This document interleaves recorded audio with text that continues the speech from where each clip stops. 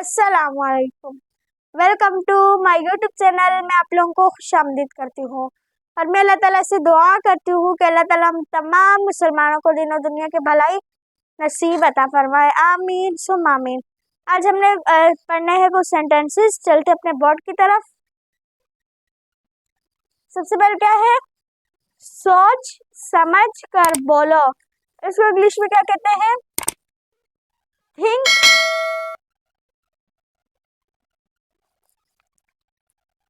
Before you. बोलने को वही स्पीक कहते हैं, तो हम लिखेंगे स्पीक। अब सबसे पहले क्या लिखा है हमने? Think before you speak. Think को इंग्लिश में कहते हैं सोच। सोच, तो इसलिए हमने यहाँ पे लिखा है थिंक। और बोलने को क्या कहते हैं? स्पीक। उसके बाद सेकंड क्या है?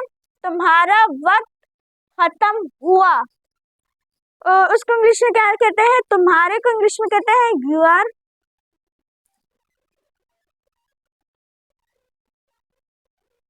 यू आर लिख दिया हमने।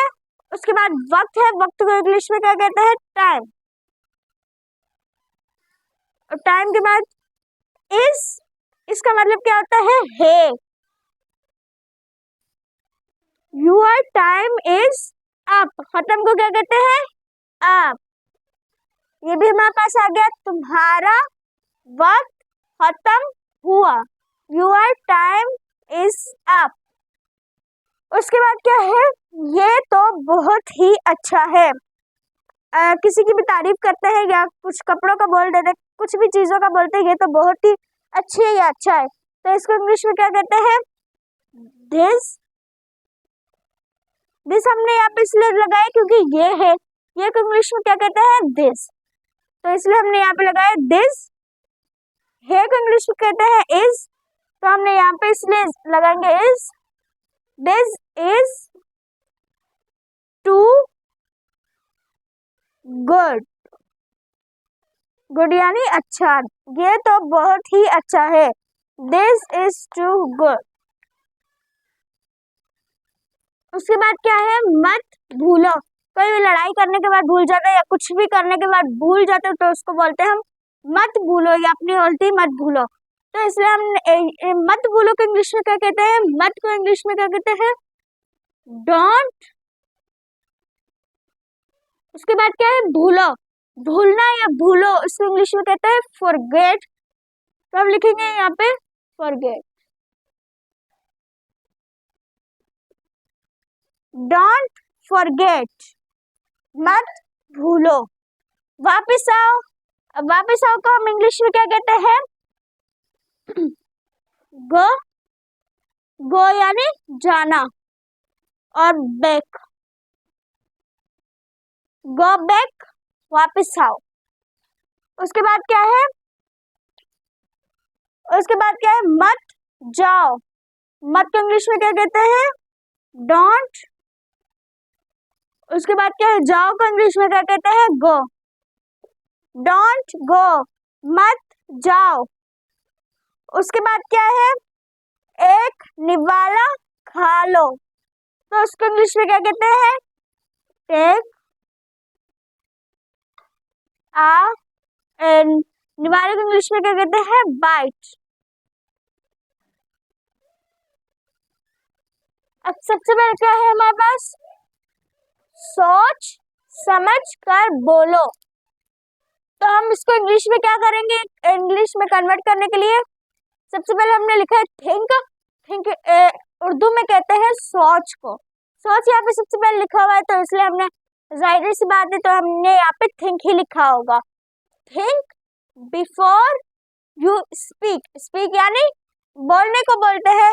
कुछ भी बोलना होता है या कुछ भी करना, मुंह से कुछ भी बोलना होता है तो उसको कहते हैं, यहाँ पे बोलो का वर्ड आ रहा है तो इसलिए हमने यहाँ पे लगाया है speak. Think before you speak. सोच समझ कर बोलो। Think before you speak. उसके बाद क्या है?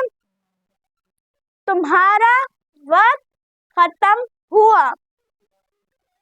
योर टाइम आप।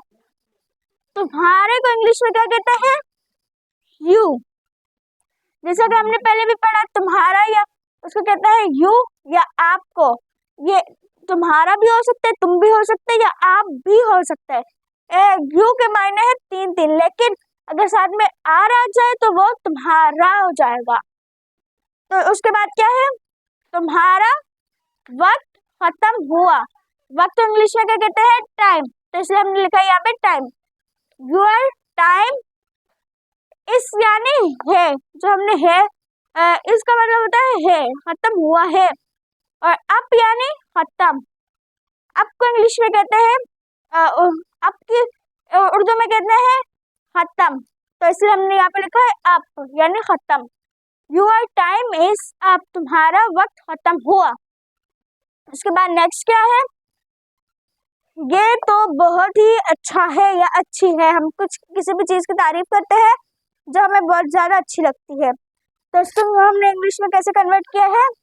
दिस, ये को इंग्लिश में क्या कहते हैं? दिस। उसके बाद हमने लगाया है दिस इज इसलिए लगाया है क्योंकि है को उर्दू में इंग्लिश में कहा जाता है इज, इसलिए हमने यहाँ पे लगाया है is. This is too good. उसके बाद गुड है यानी अच्छा, अच्छे के लिए हमने यहाँ पे गुड इस्तेमाल किया है। दिस इज टू गुड, ये तो बहुत ही अच्छा है। This is too good. आगे क्या है? मत भूलो। कोई भी अपनी गलती करके भूल जाता है या कुछ भी हो जाता है तो उसको हम कहते हैं मत भूलो। तो उसको इंग्लिश में क्या कहेंगे? Don't forget. फॉरगॉट का मतलब वही है भूलना, या कोई भूल जाए, भूलना। और तो इसलिए यहाँ पे भूलो का अल्फाज आ रहा है, तो इसलिए हमने यहाँ पे लगाया फॉरगेट। उसके बाद यहाँ पे मत के इंग्लिश में कहा जाता है डोंट। डोंट यानी नहीं, नहीं भूलो। मत भी हो सकता है, नहीं भी। इसके दो अल्फाज हैं, नहीं, नहीं और मत, दोनों डोंट के मायने हैं, डोंट के मीनिंग्स हैं। तो हमने यहाँ पे क्या लिखा है? Don't forget. उसके बाद क्या है? वापिस आओ। बुलाने को बोल रहे हैं गो बैक। गो यानी जाने का काम हो रहा है, वापिस आओ आने का काम हो रहा है ना, मतलब आ रहे हैं तो गो ही कर रहे हैं, वहां से ही आ रहे हैं, तो इसलिए यहाँ पे हमने लगाया है गो बैक। बैक यानी वापिस। गो हमने इसलिए लगाया है क्योंकि आओ आने का काम हो रहा है, आने के काम को इंग्लिश में क्या कहते हैं? गो। गो। और बैक वापिस को कहते हैं, वापसी को क्या कहते हैं? बैक। इसलिए हमने लगाया है वापिस आओ, गो बैक। उसके बाद क्या है? मत जाओ। तो मत जाओ को इंग्लिश में क्या कहते हैं? मत। जैसा कि मैंने ऊपर भी बताया था, इसके दो अल्फाज है नहीं और मत, दोनों है। तो इसलिए हमने यहाँ पे लगाया है डोंट। यहाँ पे भी लगाया था क्योंकि यहाँ पे भी नहीं का अल्फाज आ रहा था, मत का अल्फाज आ रहा था, यानी नहीं का भी अल्फाज आ रहा था।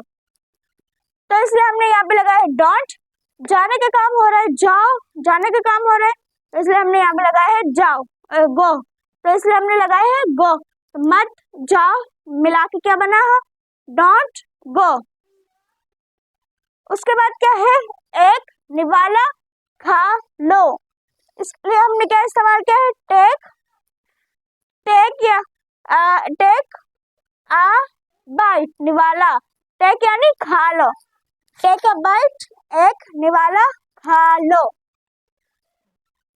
आज की क्लास में इतना ही, मिलते हैं नेक्स्ट क्लास में। अगर आपको ये वीडियो अच्छी लगे तो इसे लाइक शेयर कमेंट सब्सक्राइब जरूर करना। मिलते हैं नेक्स्ट क्लास में, तब तक के लिए अपना ख्याल रखिएगा। अल्लाह हाफिज।